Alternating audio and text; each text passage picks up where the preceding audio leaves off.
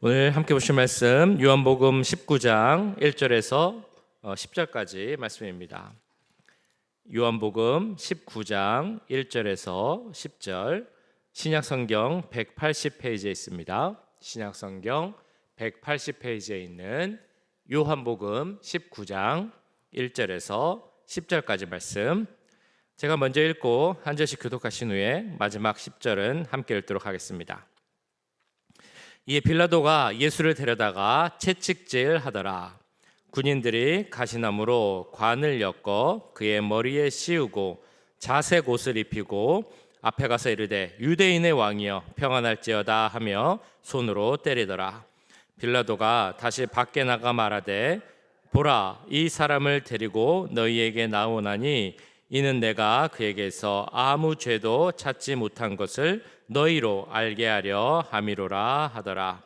이에 예수께서 가시관을 쓰고 자색 옷을 입고 나오시니 빌라도가 그들에게 말하되 보라, 이 사람이로다 하매 대제사장들과 아랫사람들이 예수를 보고 소리질러 이르되 십자가에 못 박으소서, 십자가에 못 박으소서 하는지라. 빌라도가 이르되 너희가 친히 데려다가 십자가에 못 박으라. 나는 그에게서 죄를 찾지 못하였노라. 유대인들이 대답하되 우리에게 법이 있으니 그 법대로 하면 그가 당연히 죽을 것은 그가 자기를 하나님의 아들이라 함이니이다. 빌라도가 이 말을 듣고 더욱 두려워하여 다시 관정에 들어가서 예수께 말하되 너는 어디로부터냐 하되 예수께서 대답하여 주지 아니하시는지라.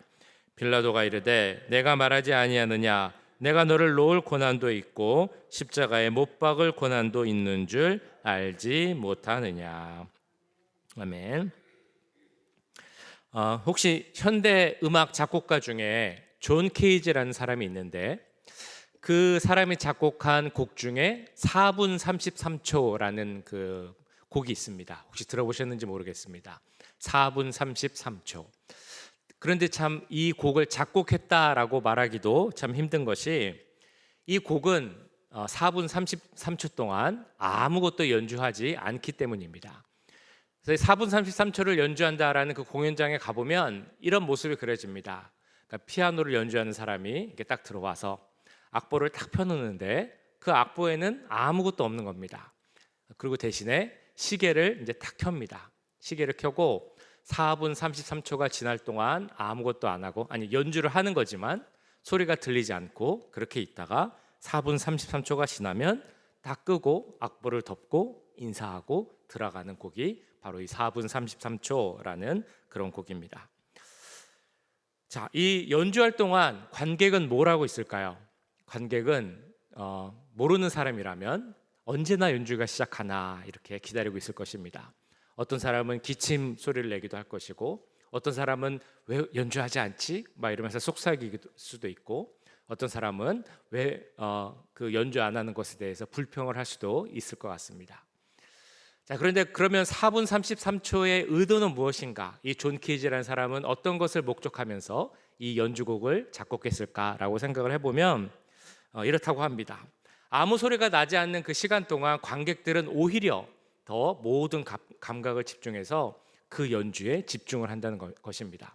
피아노 소리는 안 들릴지 몰라도 그 중에 많은 여러 가지 소리가 들리게 되죠. 아까 말씀드린 기침 소리라든지 속삭이는 소리라든지 의자가 삐걱대는 소리라든지 혹은 어떤 사람이 숨을 내쉬는 한숨 소리라든지 그런 것이 들릴 수 있다는 것입니다.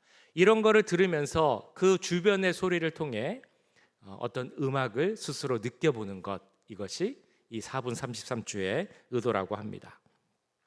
아무 소리도 나지 않는 침묵이지만 그 침묵 가운데 들려오는 소리를 느껴보아라 라는 의도가 있다는 것입니다.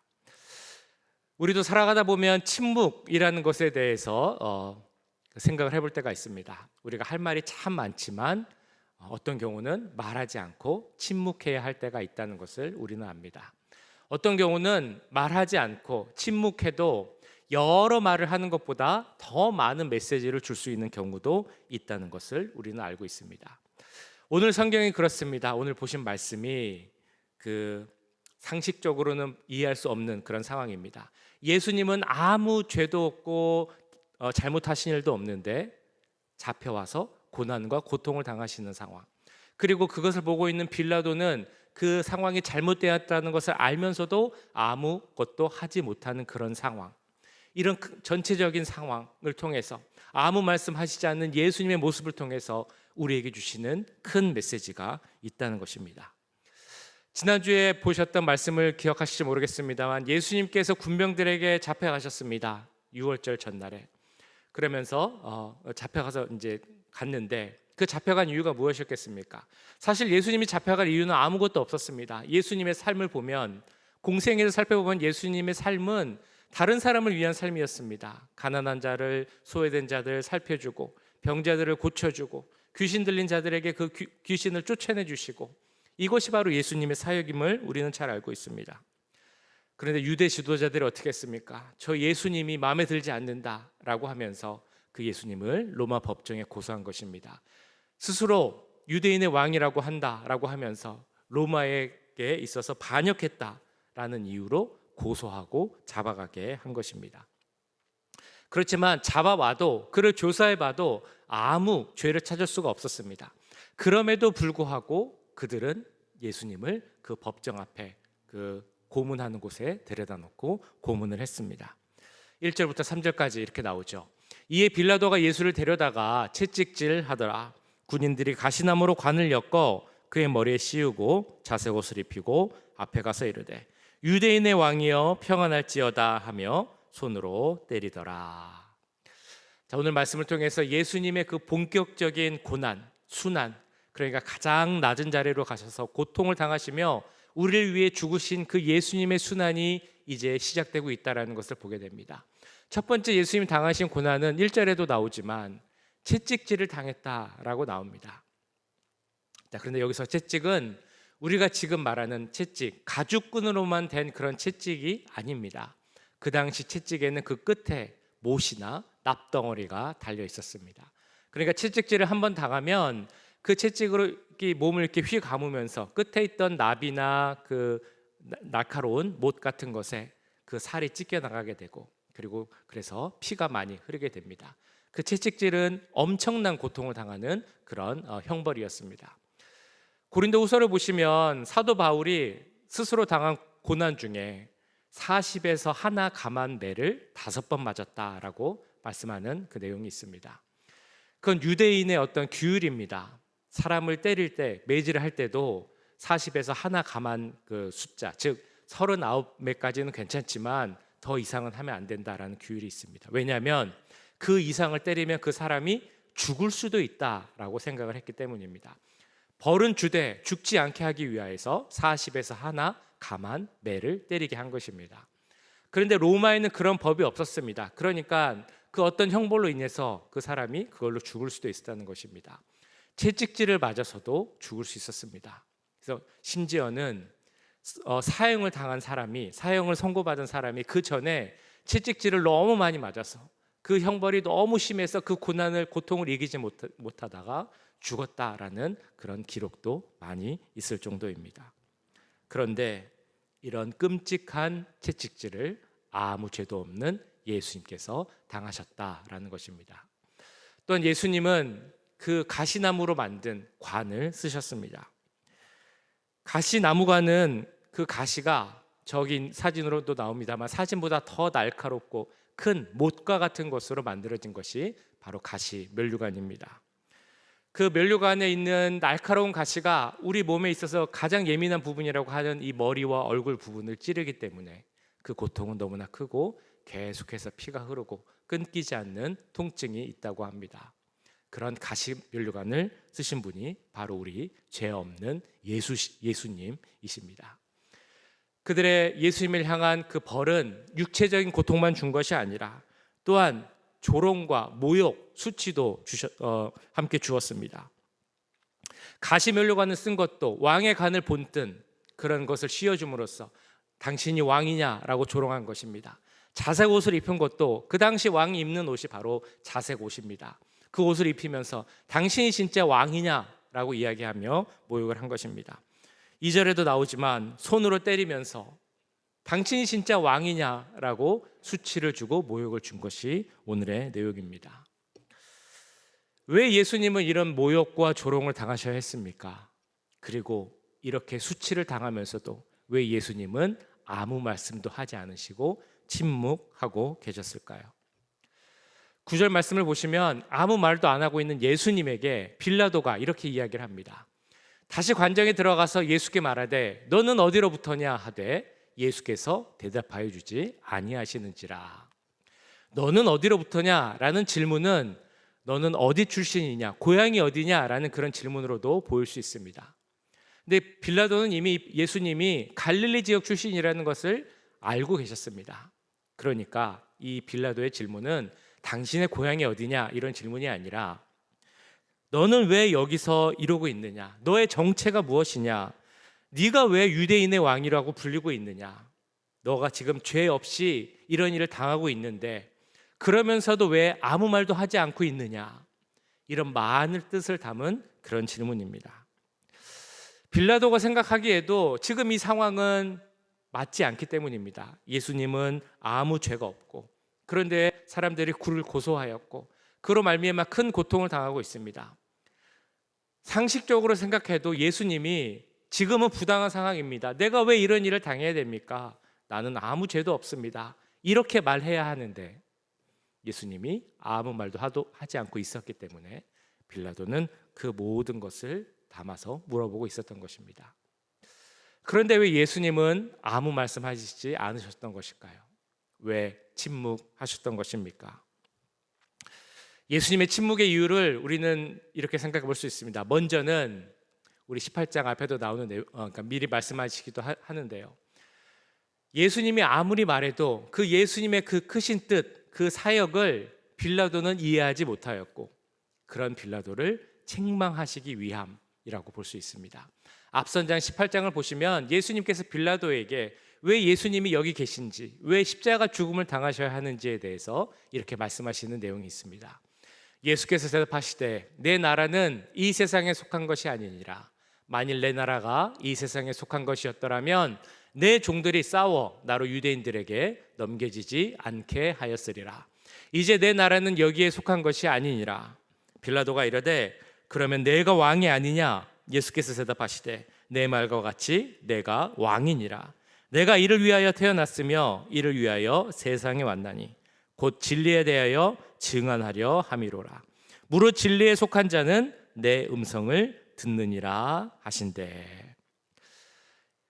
이 길게 나온 말들을 한마디로 하자면 예수님의 말씀은 이런 것입니다. 내가 여기 있는 것은 내 죄 때문에 내가 벌을 받는 것이 아니고 내가 사랑하는 모든 죄인들의 죄를 대신해서 지고 그들을 구원하기 위하여서 내가 여기 있는 것이다 라고 말씀하고 있는 것입니다.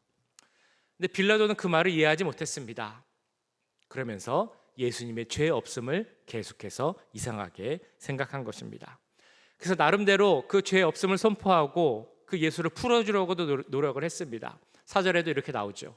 빌라도가 다시 밖에 나가 말하되 보라, 이 사람을 데리고 너에게 나오나니 이는 내가 그에게서 아무 죄도 찾지 못한 것을 너희에게 알게 하려 함이로라 하더라. 예수님이 죄가 없다는 것을 밝히고 있습니다. 선포하고 있습니다. 그렇지만 그 반발이 너무 심하고 그 저항이 심할까 두려워서 예수님을 놓아주지 못했습니다. 그런 빌라도의 어리석음, 그리고 이것이 맞지 않는 상황임을 알면서도 그대로 행하지 못하는 그 빌라도를 책망하며 예수님은 아무 말씀하지 않고 계셨던 것입니다. 또 다른 이유가 있습니다. 어떻게 보면 더 크고 중요한 이유입니다. 예수님이 말씀하시지 않고 침묵하신 이유는 바로 메시아 예언의 성취를 보여주기 위함입니다. 메시아가 어떤 모습으로 오실지 이사야 53장 7절에서는 이렇게 말씀을 했습니다. 그가 곤욕을 당하여 괴로울 때에도 그의 입을 열지 아니하였으며 마치 도수장으로 끌려가는 어린 양과 털 깎는 자 앞에서 잠잠한 양같이 그의 입을 열지 아니하였도다. 우리 죄를 위해 희생제물로 오신 예수님, 그렇지만 예수님도 인간이셨기 때문에 괴로우셨을 겁니다. 당연히 고통스러웠습니다. 그러나 그럼에도 불구하고 그 말씀에 나오는 잠잠한 양과 같이 아무 말씀하지 않으셨습니다. 그 이유는 하나님 나라를 이루고 하나님께서 말씀하신 그 약속을 성취하시기 위함이었다는 것입니다. 예수님의 관심은 이때도 오직 하나님 나라밖에 없었습니다. 하나님의 뜻, 약속의 말씀, 즉 사랑하는 그 자녀들을 구원하는 것, 그것밖에 없었다는 것입니다. 그래서 예수님은 침묵하신 것이고, 그 예수님의 침묵은 그 구원의 방법인 십자가로 연결되게 됩니다. 이 침묵을 통해서 예수님께서 이루고자 하신 것, 모든 고통과 조롱 속에서도 침묵하며 참으신 이유는 바로 십자가의 도를 이루기 위함입니다. 우리 잘 아시는 고린도전서 1장 18절 말씀, 우리 같이 한번 읽어보실까요? 고린도전서 1장 18절 시작. 십자가의 도가 멸망하는 자들에게는 미련한 것이요 구원을 받는 우리에게는 하나님의 능력이라. 예수님이 당하신 고난을 보면 예수님의 모습이 미련해 보일 수도 있습니다. 왜 아무 말씀하고 안 하고 계신가? 왜 누명을 쓰고 고소를 당했으면서도 아무 말씀 안 하고 침묵하고 계신가? 더 나아가서 예수님이 죄 없이 십자가를 지신 모습을 봐도 미련해 보일 수 있습니다. 왜 아무 죄도 없는데 벌을 당하고 십자가에 죽기까지 하셔야 했는가? 그런데 이 침묵을 통해, 이 미련한 모습을 통해 예수님께서 이루고자 하신 일이 무엇이었겠습니까? 십자가의 도가 나타나는 것이 무엇입니까? 바로 십자가를 믿는 자들 모두에게 구원을 주시고 그 믿는 자들에게 구원의 능력을 주시겠다라고 하신 그 말씀을 이루기 위함입니다. 예수님께서 침묵하시고 끝까지 인내하신 이유, 자신을 내어주시며 그 몸으로 죽음을 당하신 이유, 그 죄의 대가를 치러야만 우리가 구원받을 수 있기 때문에 그것을 아시는 주님께서 우리를 위하여서 그 미련하게도 그 힘든 일을, 고통을 당하신 것입니다. 그 선포해 주신 것이 바로 오늘 말씀 4절 5절 말씀입니다. 다시 한번 제가 읽어보겠습니다. 빌라도가 다시 밖에 나가 말하되 보라 이 사람을 데리고 너에게 나오나니 이는 내가 그에게서 아무 죄도 찾지 못한 것을 너희로 알게 하려 함이로라 하더라. 이 예수께서 가시관을 쓰고 자색 옷을 입고 나오시니 빌라도가 그들에게 말하되 보라 이 사람이로라 하매. 이거는 빌라도가 뜻했든 뜻하지 않았든 상관없이 선포하고 있는 것입니다. 이 예수님은 죄 없는 사람인데 그러나 너희를 위하여서, 그 따르는 모든 하나님의 자녀된 자들을 위하여서 죽으시고 구원을 주시는 메시아 그리스도시다, 이 사람이다 라고 선포하고 있는 것입니다. 그리고 이 말씀은 요한복음 1장에 나오는 예수님을 향한 세례 요한의 선포와 또한 연결이 됩니다. 이튿날 요한이 예수께서 자기에게 나오심을 보고 이르되 보라 세상 죄를 지고 가는 하나님의 어린 양이로다.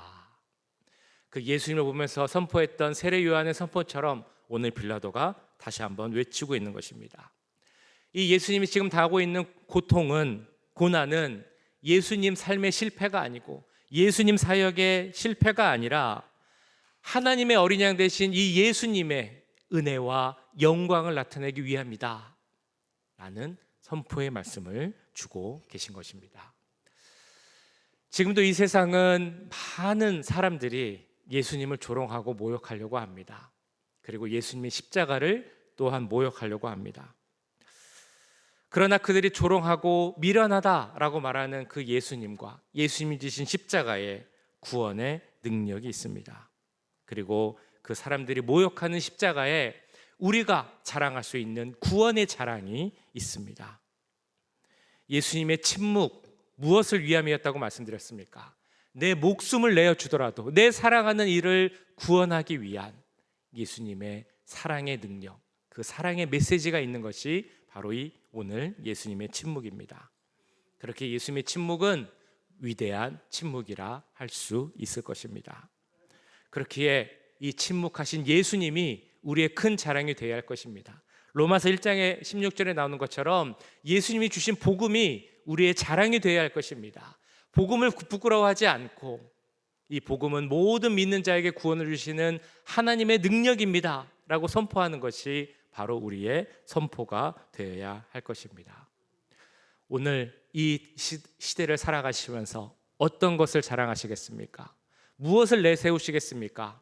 우리가 자랑할 것 우리가 내세울 것 다름이 아니라 우리 예수님, 그리고 예수님이 지신 십자가밖에 없음을 깨닫고 외치는 우리 모두가 될 수 있기를 간절히 소원합니다. 우리 함께 말씀 기억하며 기도하도록 하겠습니다. 우리에게 유일한 자랑이 되신 예수님, 그리고 예수님이 지신 십자가만을